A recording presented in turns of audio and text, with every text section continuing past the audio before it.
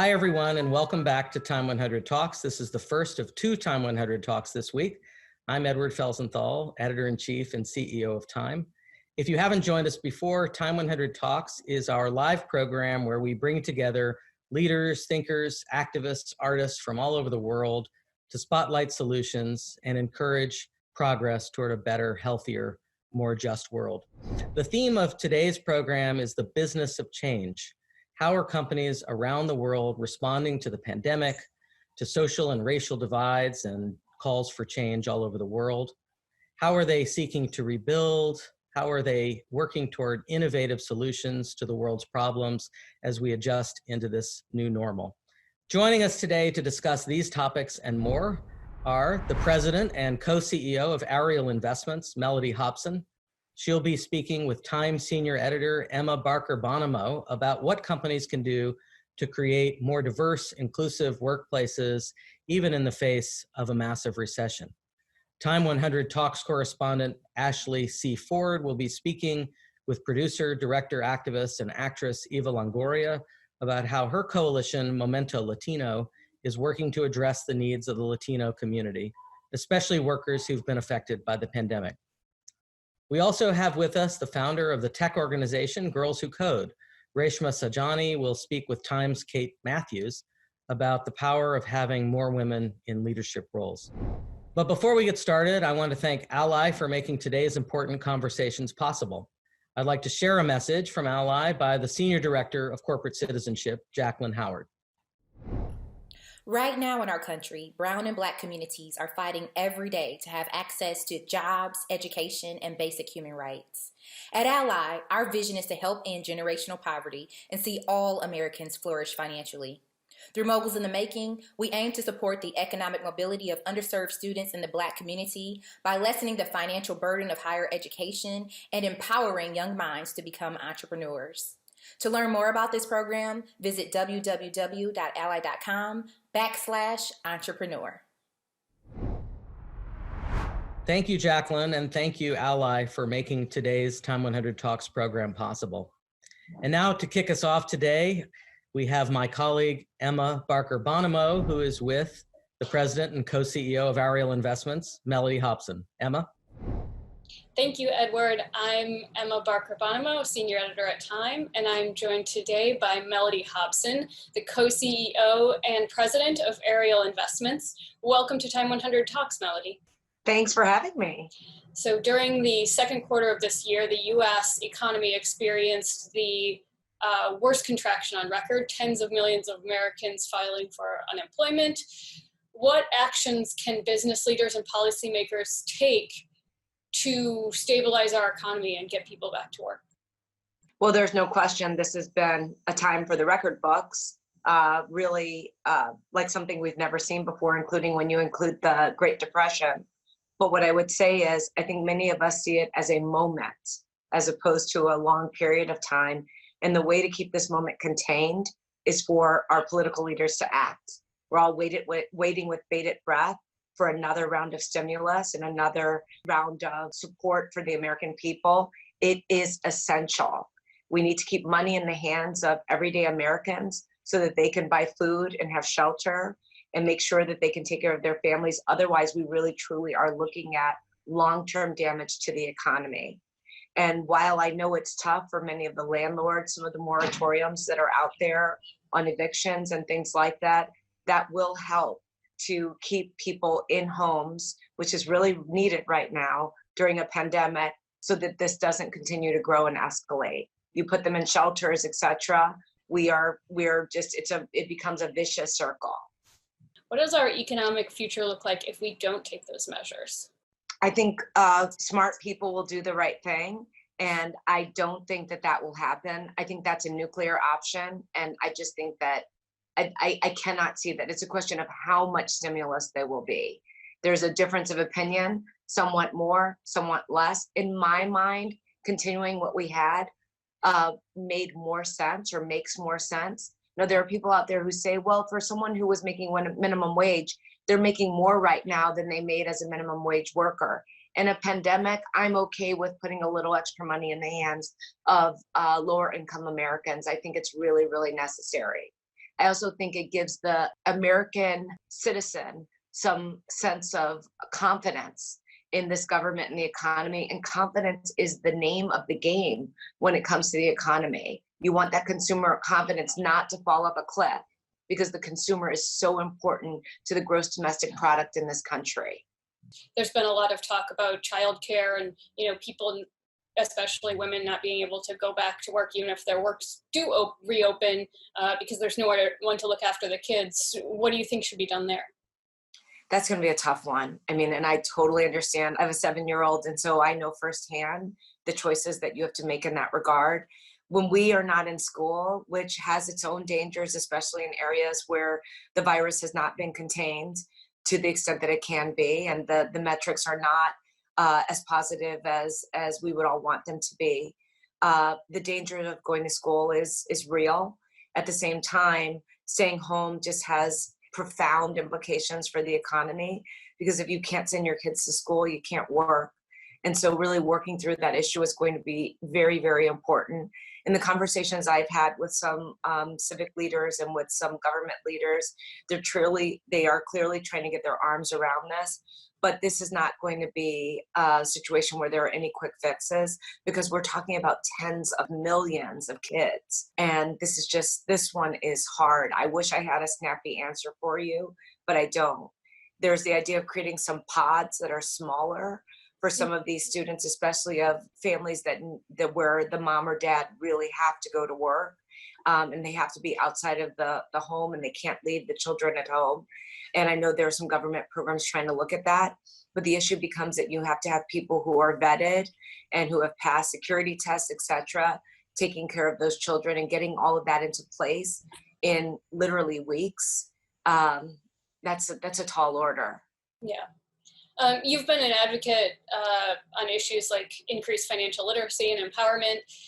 Just on a personal level, a lot of Americans are struggling right now. Is there anything people should be doing for their personal finance as they navigate this moment, even not knowing if they're going to get another stimulus check? Yes, the number one thing I would be doing is advocate for yourself. Literally pick up the phone. A lot of times in these situations, bills pile up and you think to yourself, I don't even want to look at it. There's nothing I can do about it. I'm just going to pretend it doesn't exist. That is the worst course of action. Picking up the phone, calling that vendor, calling that credit card company, calling your bank, your mortgage company, etc., explaining that you need forbearance during this period. I promise you, they're used to that call at this point. And if you've been a good paying customer, they're going to try to give you as much leeway as they possibly can. I would be pushing very, very hard so you don't do long-term damage to your credit report, which is that's something that is lasting and takes a long, long time to fix. So picking up the phone and advocating, explaining that you can't pay, it'll be understood why you can't, and then trying to come up with a plan B, a plan C, etc. These institutions are ready for those calls, so make it. If you don't make it, if you don't ask, you can't get the relief that you need. You know, I heard a quote the other day from a woman that I really respect: a closed mouth does not get fed. So you've got to go and ask and advocate for yourself. Do you think companies are being forgiving with that right now? I think companies are being very realistic. And so from the sense that I've had of the businesses that I've had exposure to, they're trying to do the best that they can for their customers. And so again, I think this is a time to really lean into saying that you need that forbearance. For a lot of people, it's just really hard to do that. There's a pride issue or just a feeling of shame. I just think you've got to get that out of your mind if that's how you feel. Try your best to overcome them, overcome those issues, because there's just so much at stake right now. Are there long-term investments or programs that could be implemented to better prepare our communities for future economic crises? I wouldn't say government programs, but I've been a big believer in saving for a rainy day. And I've advocated that for years and years. And America, it's so interesting. We've gotten this backwards. We start saving when times get really bad. We start pulling in our horns, and we spend when times are really good. And that's just not how it's supposed to work. And so really saving and putting that money aside for living expenses that will take you through 3, 6 months, 9 months, in a great situation a year. I think we all see this more clearly than ever before, the importance of having that rainy day fund. Obviously some people have had to lean on their retirement money during this period. Maybe it was borrowing from your 401k plan or the like. Again, that is normally sacred money to me, but we're in the most overused word of the day, unprecedented times. So I understand the need to lean on those assets to carry yourself through. But the main thing to me is this is not going to be a problem that is solved by others. Personal accountability will be everything. And even small amounts saved over long periods of time will make a difference. Right now, I know that is not possible for most people. So please don't think I'm advocating for it at this moment. But I really do hope that when we get beyond this period, that these memories stay with us, much in the same way of the Depression babies. The Depression babies were some of the best savers in American history because they had gone through that really, really tough time.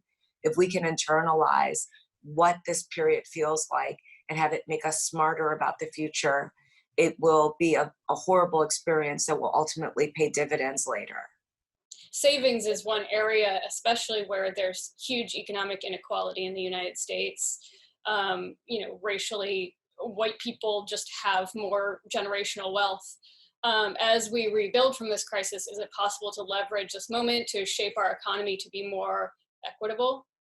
Well, I think it starts at the corporate level. I think corporations have a lot more responsibility than ever before. I think we all recognize government is not going to save the day. Our government is challenged. And so because of that, I think CEOs are now in the hot seat, whether they like it or not. There are a lot of societal issues that are now just been laid at their feet and they have to help figure out. And I do think corporate America is realizing that the economic inequality that exists in this country, they have some responsibility for where we are as a nation. And the conversations that are occurring right now in the aftermath of the murder of George Floyd, I think are major. I think they were as significant as what we saw during the civil rights era of sit-ins, large counter sit-ins, and the signing of the Civil Rights Act. I think right now, this is civil rights in corporate America. That's what's happening. And I think to the extent corporate America looks at what we call the 3 Ps, people, purchasing, and philanthropy, and make sure that they're being equitable, I think we could change the game. We talk about the fact at the people level, you want to count. I love the saying, math has no opinion. In corporate America, if it matters, we count it. And so making sure you look at everything from the top of the organization, the board of directors, to the C-suite executives, the senior leaders, all the way throughout the organization, counting and looking at how does my organization look from a racial and ethnic standpoint? And how does it look when I compare it to the country? And those shortcomings should be addressed. And they can be addressed with more diverse slates when you're looking to hire people inside of the company, where you need more than one diverse person on the slate. The data shows you need 2 or more. And then looking at purchasing. I think the word procurement or minority purchasing is last century. None of us goes and procures a lawyer or an investment banker. When you look at the growth areas of our economy, it's professional services, financial services, and technology. And so I would ask companies to think about business diversity. Who do you do business with? With whom do you do business? Are those diverse organizations as well? And you again count, look at all areas of corporate spend and say, do I have diverse suppliers in all areas of spend, from legal to accounting to investment management to technology, whatever it might be, to consulting and the like. And to the extent that that happens, you're helping to grow minority businesses, which is so important to this country. And it then, again, addresses some of the economic inequality that we have. Because a lot of the civil unrest we have in this country right now is about economic inequality. And then last but not least, philanthropy. My fear right now is philanthropy is the tail that's wagging the dog. There's a lot of virtue signaling going on right now with people trying to say, I'm with you, and they're writing checks. Well, that's great, but it doesn't work unless you fix your own house. Change starts from within. And so I hope that the philanthropy, which is appreciated, continues, but that it becomes very understood by these leaders that that will not do the job. It's the people in your own organization. Are you diverse and inclusive? And do you do business with a diverse group of people when you spend your money? That can change our society and move the needle in a significant way. Right. So two of those kind of pillars are, involve hiring and philanthropy. Those both involve companies spending money, and we're in the middle of a big recession. How do you square those two societal issues? Well, certainly we've seen a lot of companies make commitments to diversity in terms of philanthropy to diverse organizations.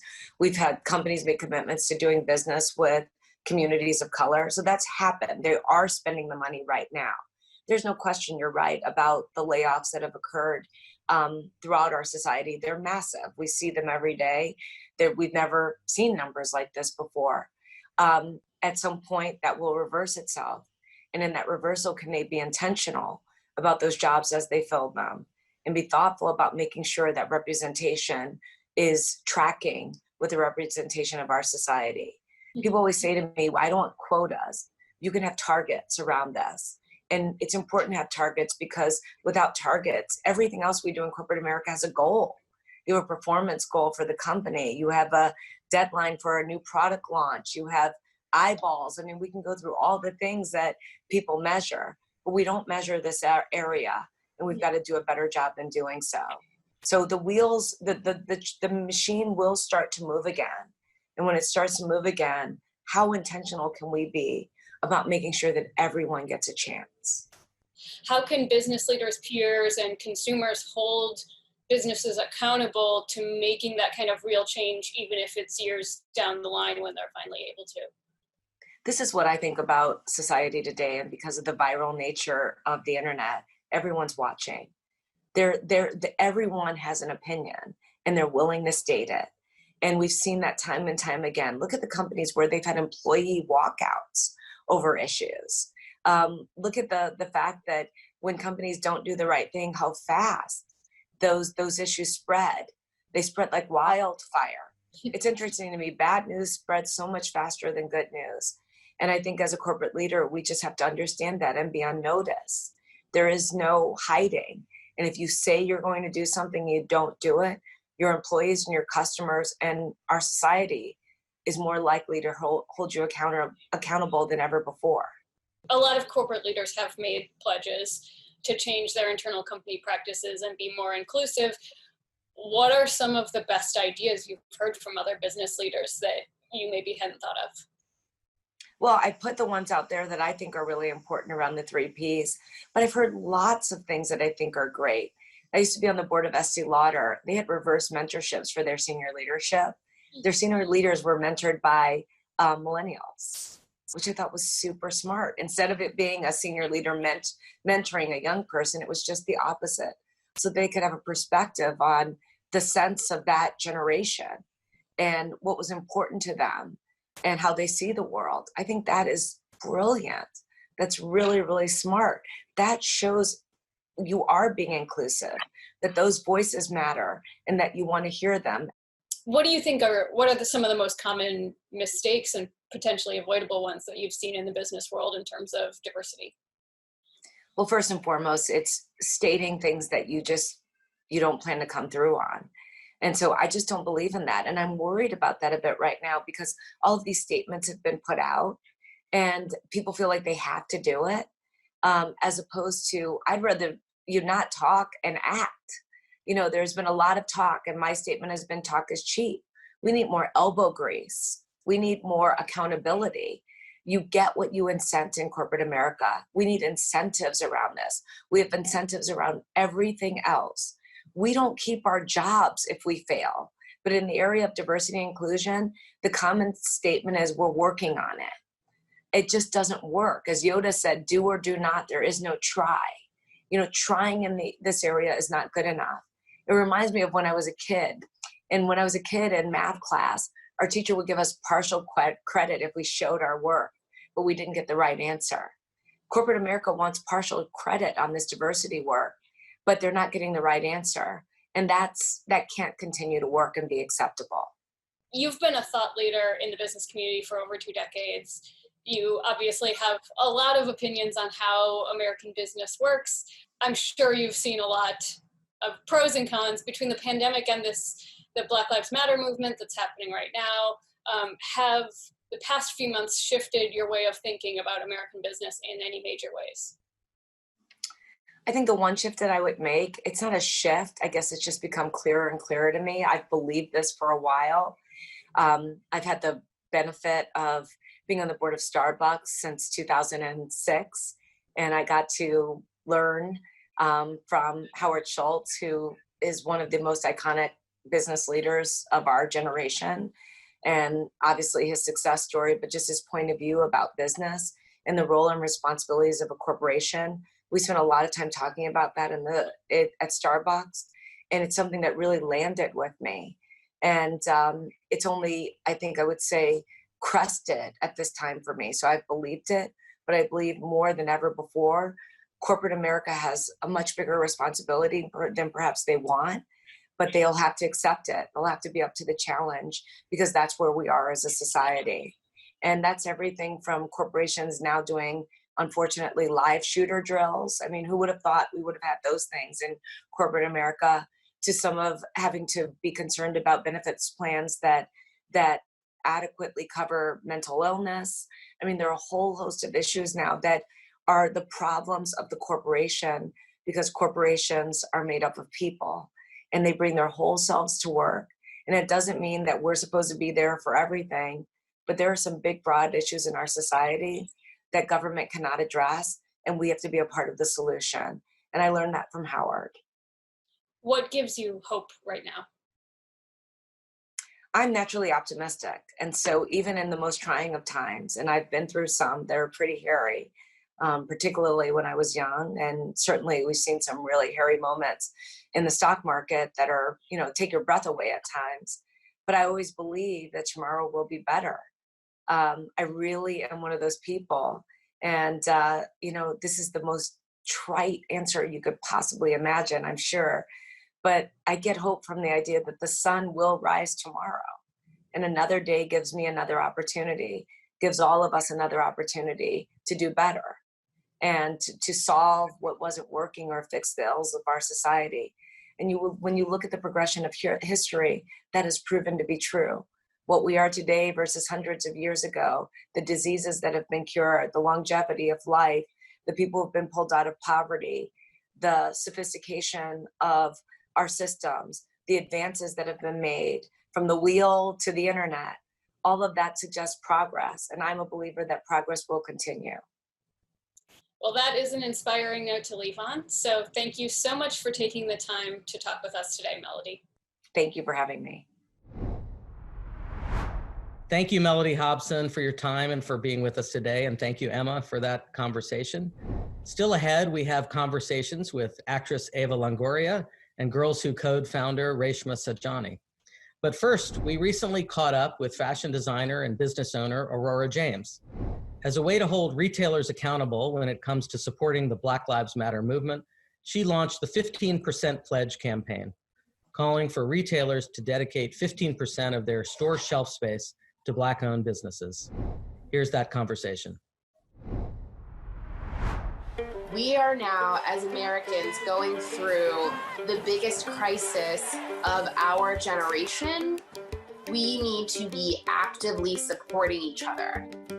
After George Floyd was murdered, I spent a number of days basically writing Instagram captions for companies that didn't know how to even address it. I was seeing Black-owned businesses literally shutter before my eyes, whilst I was also seeing these major retailers say, "We stand with you." And the reality is that you actually don't. The Black woman that I am was hurting, and the Black entrepreneur was like, what support looks like in this day and age is financial. Fashion entrepreneur Aurora James wants more companies to put their words into investment. A viral campaign to call on major retailers to dedicate 15% of their store shelf space to Black-owned businesses. That's why she launched the 15% Pledge. We have announced Sephora, West Elm, Rent the Runway, and MedMen, major retailers who have officially taken the pledge. A lot of the businesses that we've seen that use Black people the most in their marketing have the least amount of corporate representation. Black people are 15% of the population almost, and 15% of shelf space from a major retailer would feel accurate. It is so much easier to say, okay, we're going to make a $10 million donation. Black people spend more than $10 million in one day at these stores. These large retailers are selling products to Black people, but they're also selling products to white people. They're selling products to America in general. And therefore, it's important that they're also selling Black product. Ultimately, if we want to see the Black community in America prosper and thrive, we are going to need to support Black-owned businesses, period. I can't tell you how many times in my own business at Brother Bellies, I should have thrown in the towel. It's a testament to Black women that once you give us opportunity, we are not going to take that for granted, and we're going to work our asses off to make sure that we make the most of it. No industry is too big or too corrupt to be overhauled. It's just about people on the forefront saying, I'm willing to stand up and make a difference.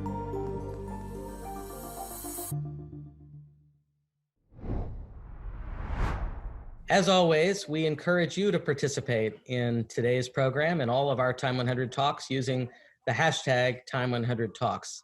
We'd love to hear your thoughts on the program and on how the organizations you connect with are responding to today's societal crises. Next up, we have Time 100 Talks correspondent Ashley C. Ford in conversation with the producer, director, activist, and actor Eva Longoria. Over to you, Ashley. Hi, I'm Ashley C. Ford, Time 100 Talks correspondent, here with actress and producer Eva Longoria. Welcome to the show, Eva. I actually wanted to jump right in and ask you about the formation of Momento Latino, a response to COVID-19 in the Latino community. Can you talk to me a little bit about how that came together? Yeah, Momento Latino basically translates to the Latino moment. It's the moment for us to really take hold of our communities and represent and advocate for our own communities, because if we continue to wait for any political party to address the needs of the Latino community, which is the future workforce of this country, we're the fastest growing demographic in this country. And so we just thought, this is our moment to take charge. What COVID has done, COVID didn't cause these disparities, whether it's disparity in healthcare or access to quality education or lack of economic mobility. COVID didn't cause these, but it has exacerbated the problems within our communities and put really a magnifying glass on just how inequitable all of these areas and pillars are within the Latino community. And so we thought, you know what, let's figure this out, because Latinos make up 35% of frontline workers, of essential workers. So that's farm workers, healthcare workers, nurses, doctors, drivers, delivery services, meat packing plants, everything, you name it. And 35% of the people that are making the world continue to go around are Latino, making this country go around are Latino. And so we thought, we need some accurate data. And so Latinos are hospitalized and dying 4 times the rates of whites from coronavirus. And so we feel like people are downplaying the effects of the pandemic because it abdicates responsibility. And so we just thought, you know what, how can we support Latinos during this time, and where do we go from here? What happens now, right? What happens in a post-COVID era? How do small businesses recover? How do they get access to PPP loans? How do parents continue to homeschool their children when they don't have Wi-Fi or computers or iPads? And so Momento Latino is an aggregation of all of these organizations already doing the work. We just want to unify that information in one place and make sure Latinos have access to it. And like I said, as simple as food scarcity. What happens if you don't have access to food? What Jose Andres is doing with the World Food Kitchen, connecting him to other communities that he may not know about, connecting small businesses to the resources that are available to them at this moment. And so it's a lot of connecting the dots, and we just, felt like it was needed. You're a born and raised Texan. Yeah, right? I'm a Texican. A born and raised Texican. How are you feeling about the local response to COVID-19 in Texas, which has seen cases growing? Yeah, it's all over the country. There are, examples of lack of judgment within governments. I mean, within administrations, like people who we're supposed to lean on during this time to keep us safe and to guide us and to give us guidelines and regulations so that we can feel safe. But particularly in Texas, it's just, I remember when they announced, it was one of the first states to reopen, and it was like May. I mean, it was so early. We were like, what is happening? I was really scared for my family, for my parents, who are older, my sister. I have a special needs sister who is immune suppressed. So all of that, because I think what people don't realize is you have to have responsibility for your community and your state. And Texans are so proud of being, a state that is so patriotic and so giving and so united. And so it just surprised me to have this factioning off of like the extreme of like COVID doesn't exist to, I'm not going to wear a mask because that's a political statement. Like I would never imagined the politicizing of a global pandemic would be this bad. Never. And so definitely disappointed in governments across the country. If you look at, even if you look at California, where the governor is saying one thing and then your mayors are saying another thing and then your county sheriffs are saying another thing. And it's an interesting lesson in how government works. So I remember when I was campaigning, who knows who I was campaigning for, but when people don't understand who's responsible for what, right? And so somebody goes, Obama took away my student loans. And it was like, actually, that's your governor. Actually, that's your local school board. Or, people don't really understand what sector of government they need to be complaining to or talking to or raising these issues to. And so I think that has been magnified also with people going, oh, wait, so do I get a ticket if I go to the beach? Because the county closed the beach, but the mayor said it's open. It's like, and so that all that misinformation is really hard to sift through. Absolutely. In addition to your work in philanthropy and your general just work, you're a mother and you've got kids at home. How are you dealing with the work of mothering during quarantine while still being Eva Longoria to the world? Right. Well, I don't feel like I have to be anybody to the world. I'm just living my truth. And so if that's who, if you see my social media, you see, I have gray hair. I realize I need glasses now. And during this pandemic, I can't read anything without I'm falling apart over here. But I'm really lucky that my child is not of school age. And so he just wants to play all day and he loves that mommy's home. I mean, that's been the blessing in this. I get to put him to bed every night. I get to wake up. I get to do bath time. I get to do book time. I get to do it all. Where before it was like, I got to get home. I've got to put him to bed. I've got to wake up early. I've got to go to work. And it was so much. And the pause has been actually really nice as a mother. I hate that it took a global pandemic for me to take a break. I wish that wasn't the case, but I've been lucky because I don't have that pressure of a school age child and figuring that stuff out, which I have all my friends, my sisters, everybody's like pulling their hair out. So I can't imagine that.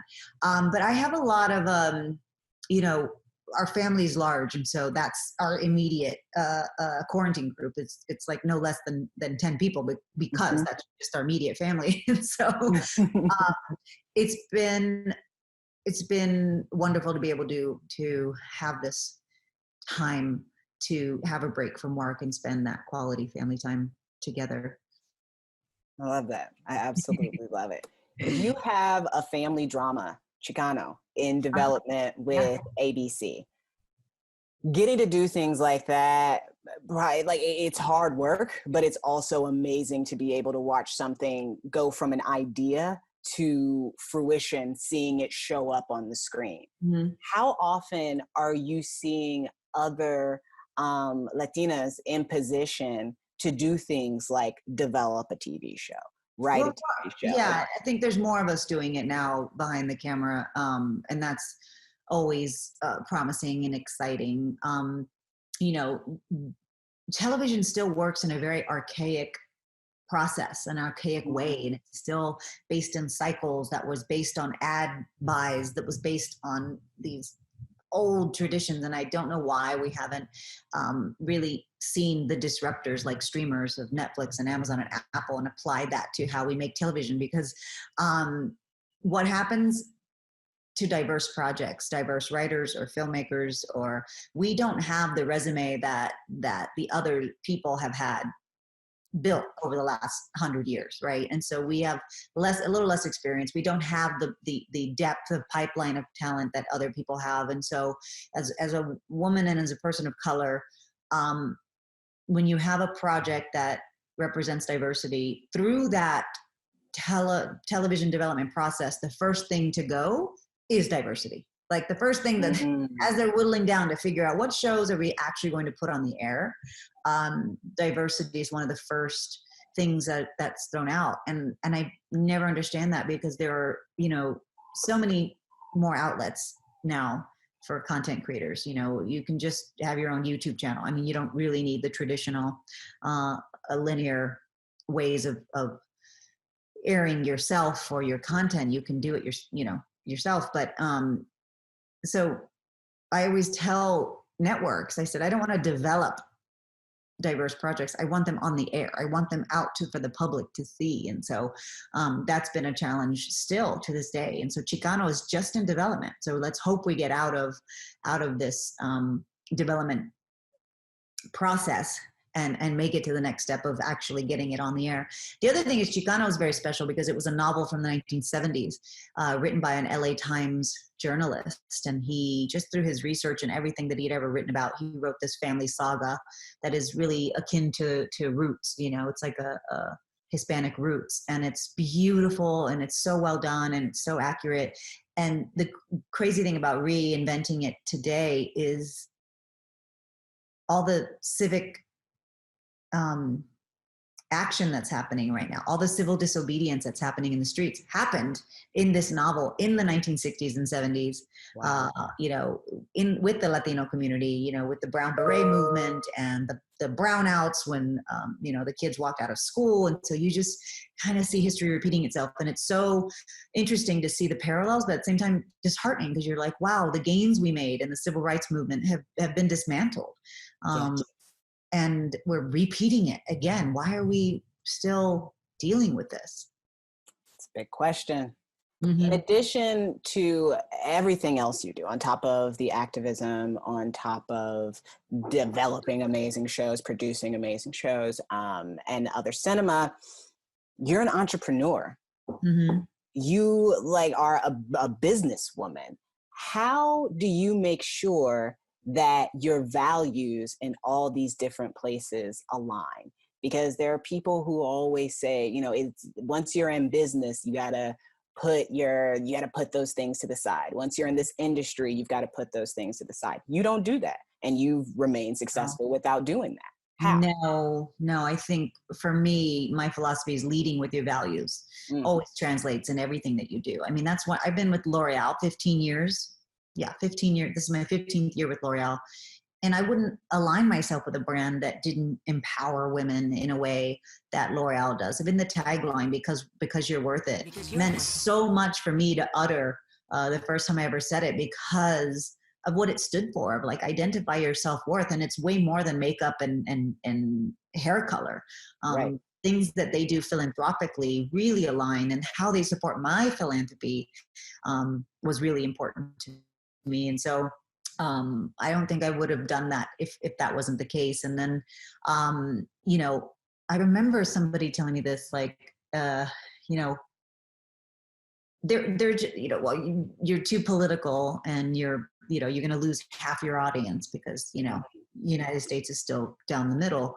And I said, you know, there's just sometimes things a little bit more important than box office and ratings, like life and healthcare and, you know, safe neighborhoods and, you know, socioeconomic status, which we need to improve for our community. So for me, it's a no-brainer. And it's a great lens in which I pick things to do. And so, you know, if it doesn't really meet my value system, it's an easy no. I'd much rather say no to everything. It's very hard for me to say yes. So if I'm actually doing something or behind something, it's probably because I really, really believe in it. An enthusiastic yes is always powerful. Mm-hmm. Always, always. Yeah. You've gotten your master's in Chicano studies. How has that shifted or informed your philanthropy in the years since? Oh gosh, I mean, it's the basis for my philanthropy. Actually, my thesis, my master's thesis, is the basis for why I started the Eva Longoria Foundation. But you know, I'm the underachiever in my family. All my sisters, everybody in my family has master's degrees. I come from a family of educators, so I was the last one to get a master's degree. My parents were like, "All right, you know, hey, when are you going to do this?" I was like, "Okay." And then I'm really curious, and I'm really thirsty for knowledge. And so, you know, at the time I got my master's, immigration was a hot topic. And I thought, oh gosh, this is the moment of immigration. And it's like, oh, it's always been the hot topic. It's been on every major agenda for the last, you know, 7 administrations.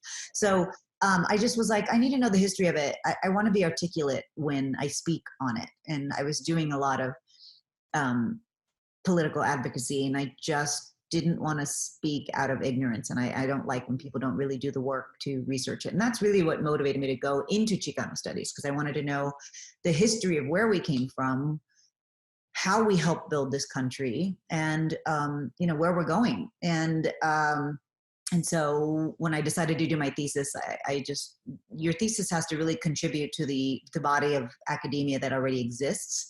Mm-hmm. And I remember my cohort, there was 20 of us, 19 were doing their thesis on immigration from different angles, different thing. And I was like, I'm going to do immigration. And I had a great mentor, Henry Cisneros, and he said, is immigration going to be your life's work?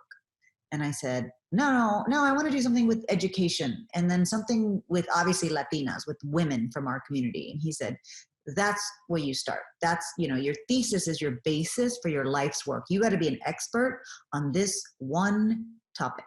And then, of course, there's so much intersectionality with that topic. Same thing with poverty. Like, so many things, you know, intersect with poverty. So many things intersect with food insecurity. So many things intersect with lack of access to healthcare. And so he's like, but be the expert at that one thing, and then you'll see how it touches everything else. And that's why I did it on Latinas, the lack of Latinas in STEM fields, in science, technology, engineering, math.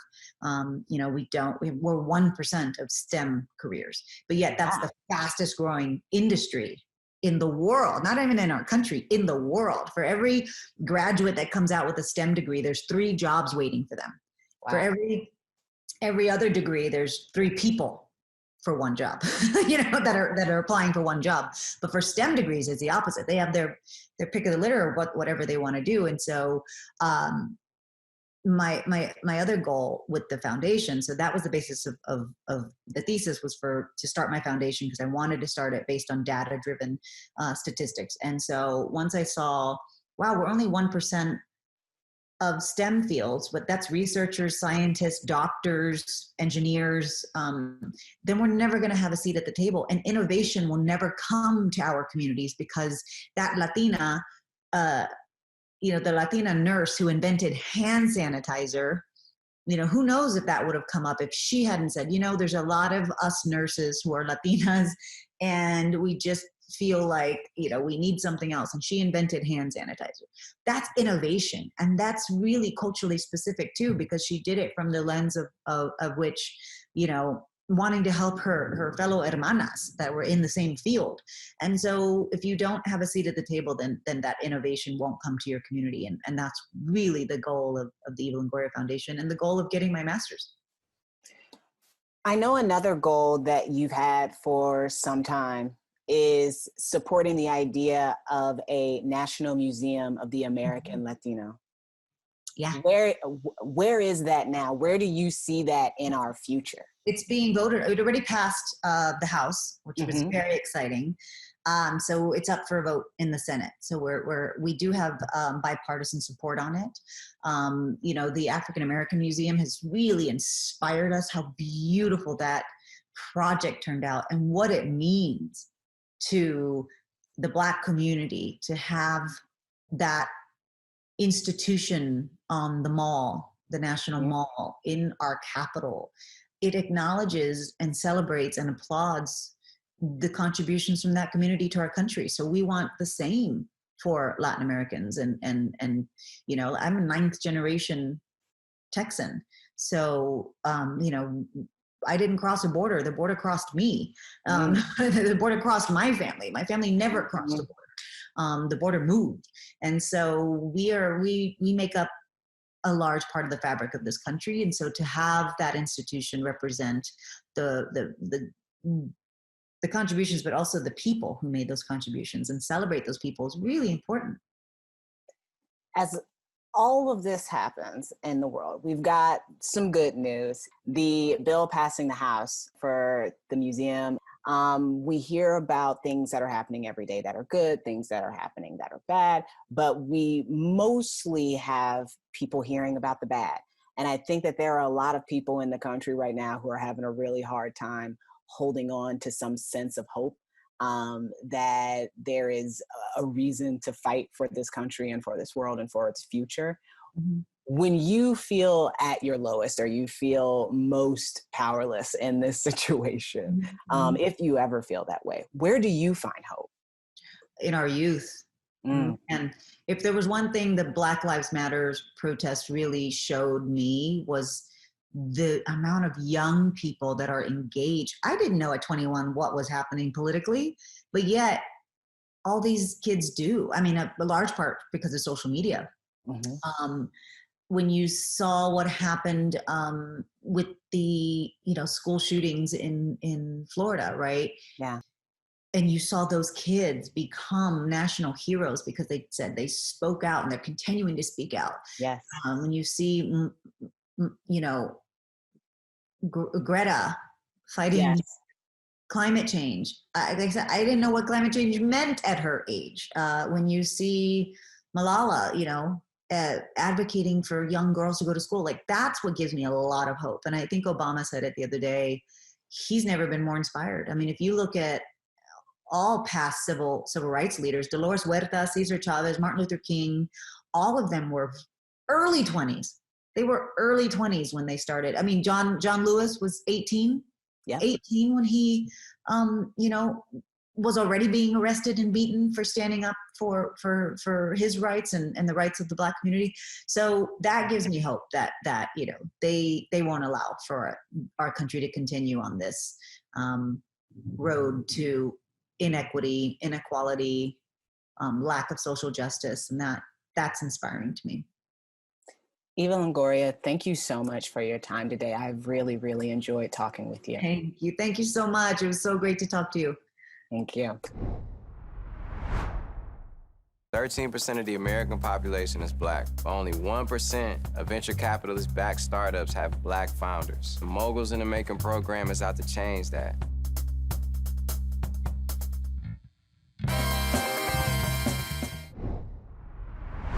Welcome back to Time 100 Talks. I'm Edward Felsenthal, Editor-in-Chief and CEO of Time. We have one more great conversation for you today.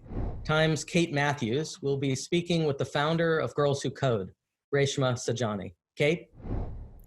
Thank you, Edward. I'm Kate Matthews, Time Accolades Editor, and today I am joined by Reshma Saujani, the founder of Girls Who Code. Reshma, thank you so much for joining us. Thanks, Kate, for having me. There will soon be a new record number of female CEOs leading Fortune 500 companies, 38 to be exact, or about 8%. As someone who has made building girls' leadership skills a central part of your mission, what is your reaction to that number? So I think when you hear the number, it sounds promising, but I think we need to dig in. Only 3 out of the 38 are women of color, and none of them are Black and Latinx. So from my perspective, I think we just have so much further to go. What do we lose or what do we risk when women don't have parity in the boardrooms and the Zoom meetings where big decisions are being made? So I think that diversity is so key to innovation. It's why that at Girls Who Code, we've been striving to, get to gender parity in technology. You simply are not going to make good decisions if you don't have women around the table. I want to give you like 2 examples I always use. One is a little silly and one serious. So I love to wear big hoops. I'm not wearing them now. But when I have my Apple earpods on and I have my hoops on, what do you hear? Clink, clink, clink. It's clear that nobody who built those AirPods wore hoops, because they would have thought that from a design perspective that you want to account for that. A more serious example, my students always remind me that a use of Google Home and Alexa is by perpetrators of domestic violence, where they use those products to turn the music up real loud or to lock women out. Again, because we don't have people around the table who experience domestic violence, they couldn't have thought that the product could be used in that way. So every day innovations are being made. Every day companies are being built. Every day decisions are being made, and we're not sitting around the table. And it's affecting us. And it's dangerous, and it's harmful to women and people of color. What role can male tech leaders and male programmers play in making their workplaces more equitable? Oh, so much more. I mean, 50% of Girls Who Code teachers are men. There are dads every day who send their young girls to our program because they want a better world for them. They want a better life for them. They want them to know that they can be anything and everything. And so we need men, we need male allies as part of the movement. I gave a talk recently about, what does brave not perfect mean for men? And one of the best things that I saw about 2 years ago when I was Brave Not Perfect was coming out, I had visited the Rochester Institute of Technology. And I wanted to meet with them to understand why their numbers of women in computing were going up. What were they doing that was working? And as I was speaking to the women in computing group, there were a group of guys that were sitting around the table. And afterwards I went up to them and I said, "Who are you?" And they're like, "We're the men who support the women in computing group."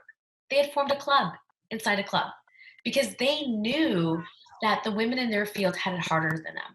So when there was a microaggression in a classroom, they said something. When they went to an interview at a big tech company and they came back and told the other women what questions to expect. They were there to provide information, to provide knowledge, to provide support. And so I think that that's what that means. What does bravery mean for men? It means recognizing your privilege. It means recognizing the fact that there isn't a meritocracy, right? And that there are so many women in the room who are smarter than you, who can do it better than you. Give them space. Men speak 80% more than women in meetings. So I always say to men, you know what? Give us a beat. Just be quiet. Don't throw your hand up in the air. Give us a minute, right? Because if we can't articulate, if we can't have the space to share our thoughts and our views, we'll never be able to participate. So Girls Who Code, your organization, has gotten a lot of attention for its efforts to engage and excite and educate young girls about programming.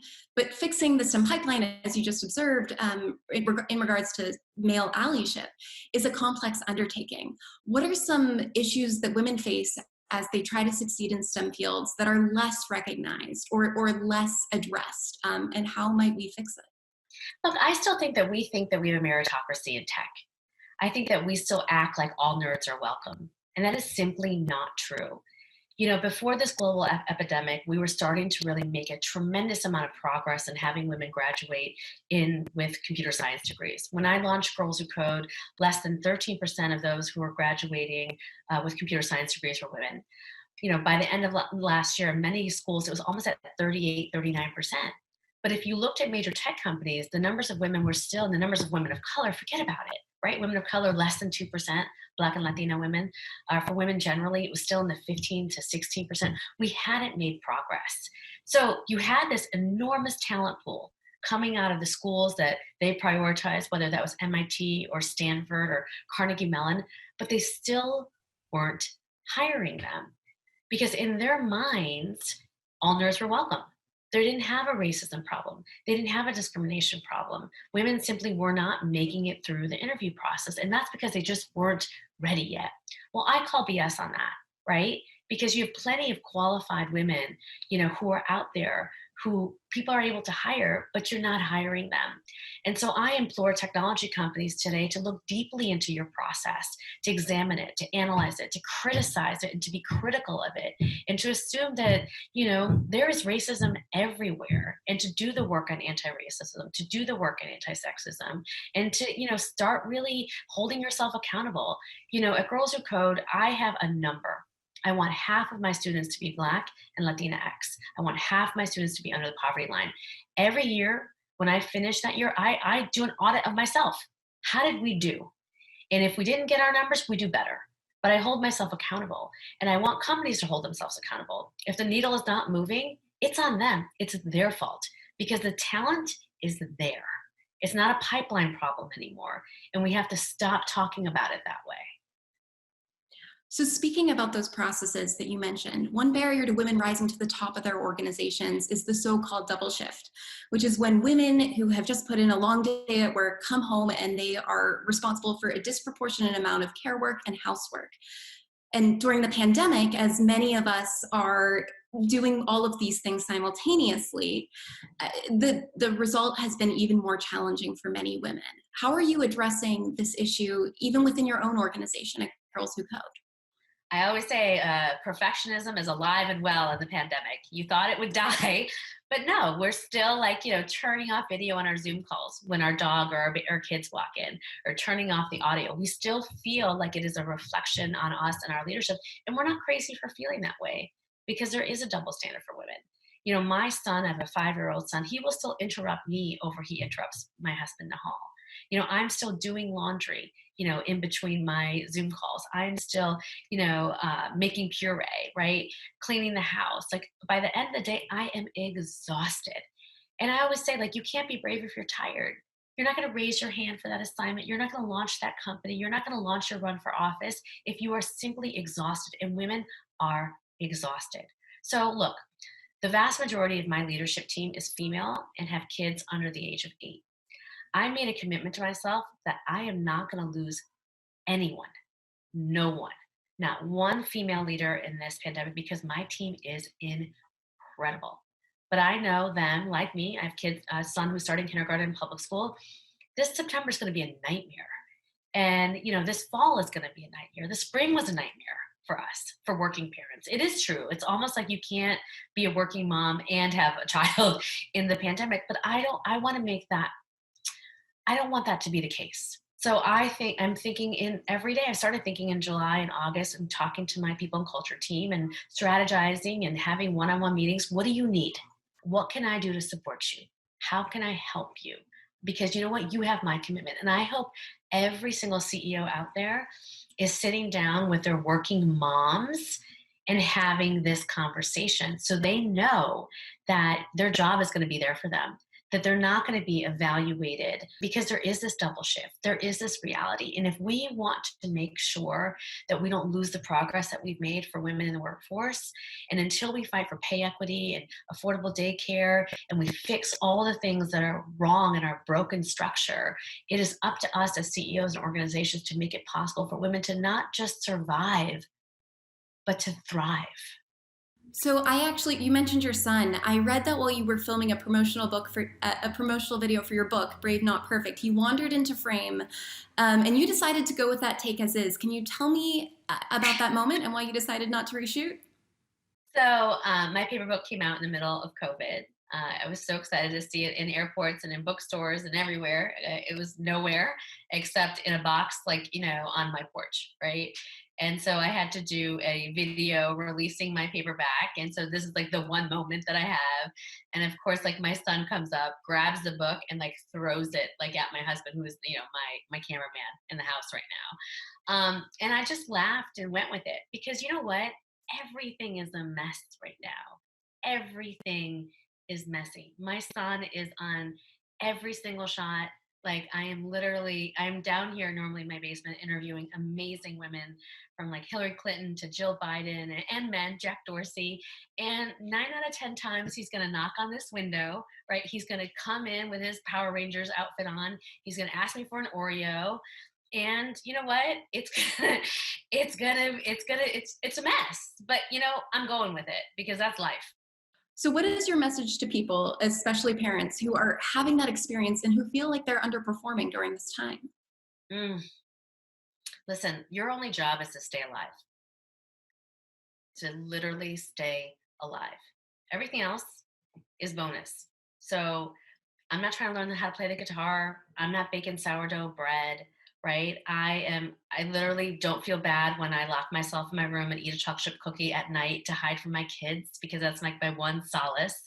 Our only job is to literally just survive. I'm going to have to try that chocolate chip cookie trick. It works. I swear by it every night.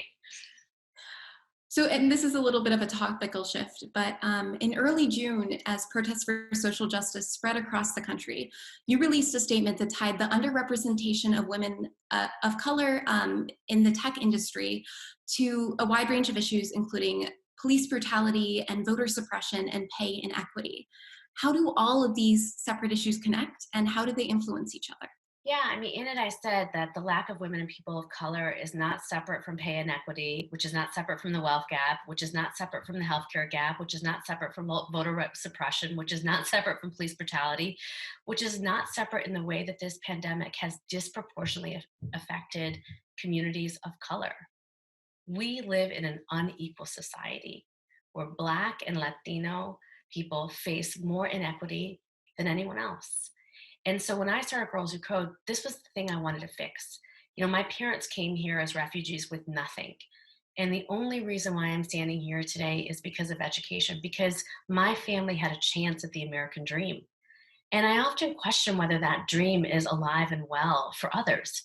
You know, I have students who are today getting Wi-Fi in Burger King parking lots, who are opting to not start college because they're worried about getting sick and getting COVID and bringing it home to their mothers and their fathers who are Black, because we know that this virus is disproportionately affecting Black people.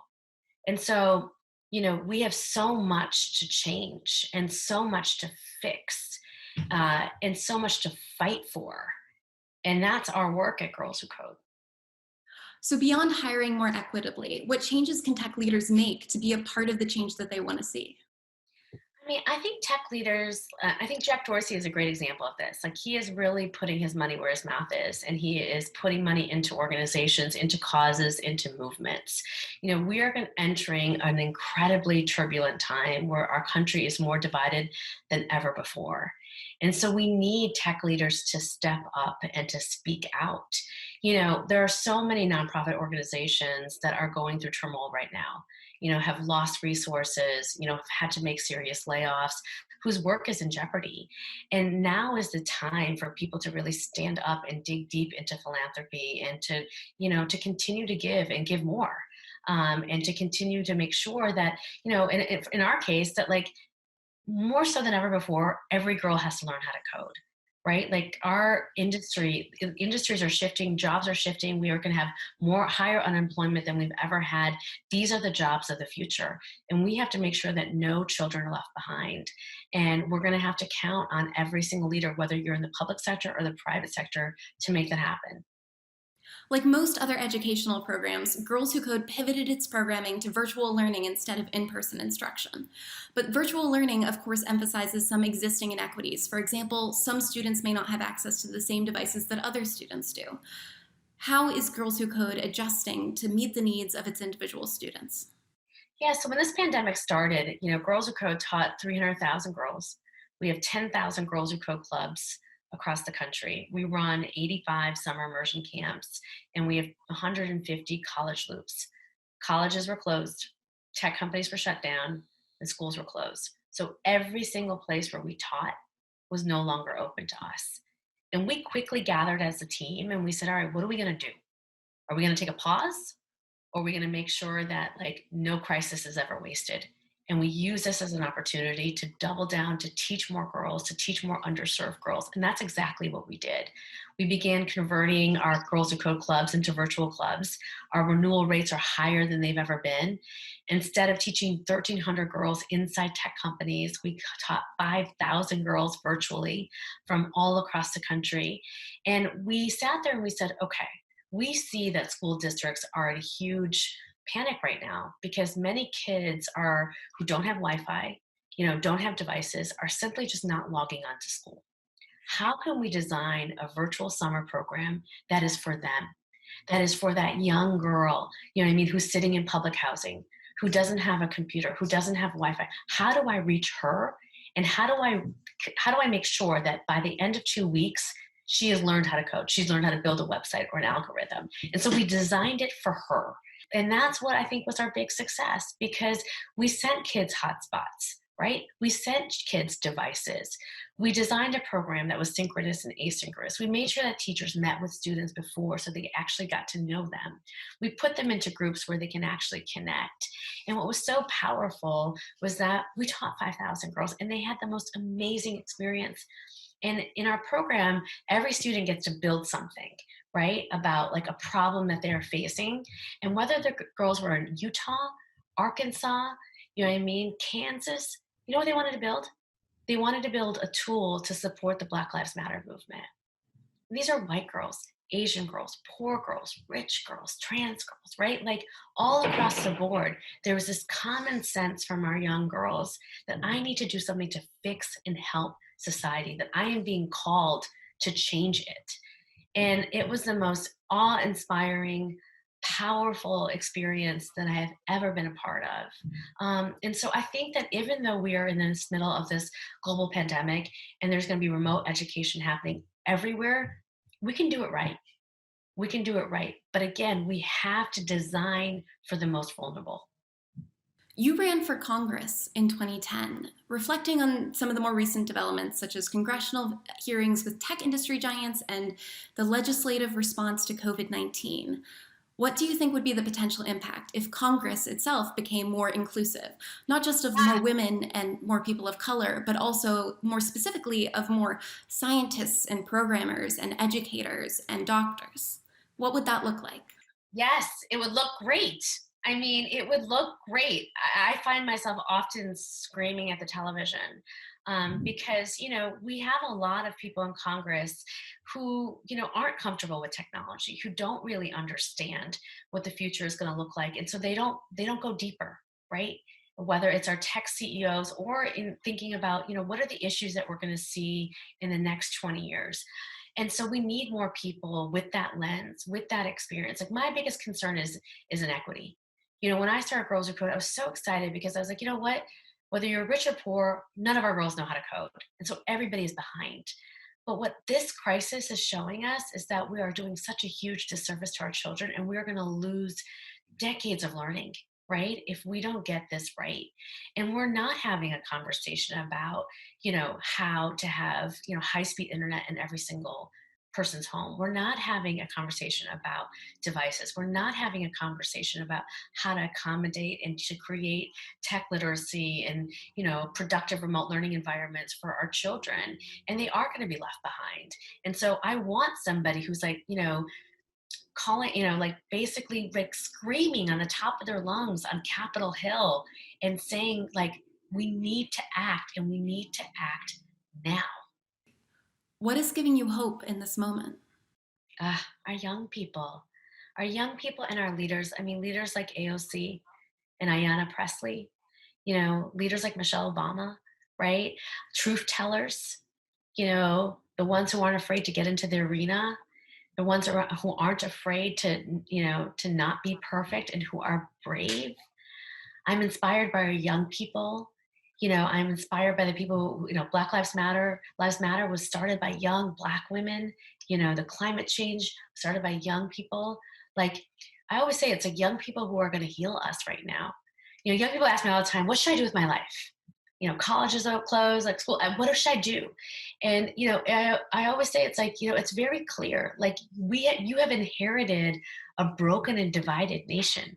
You're in a moment now where our leaders are behaving like children, and you, children, are our leaders. So lead us, heal us, save us. And I have no doubt that they will. When I watched protest after protest after protest happen after George Floyd's murder, it was young people who were out there putting their bodies on the line in the middle of a global health crisis to be truth tellers and to push our country and our nation to be just, fair, and equitable. And I don't think that that's changing anytime soon. Thank you so much, Reshma, for joining us today on Time 100 Talks. Thank you so much for having me. Thank you, Reshma, for being with us. And thanks to all of our guests for being with us on today's Time 100 Talks.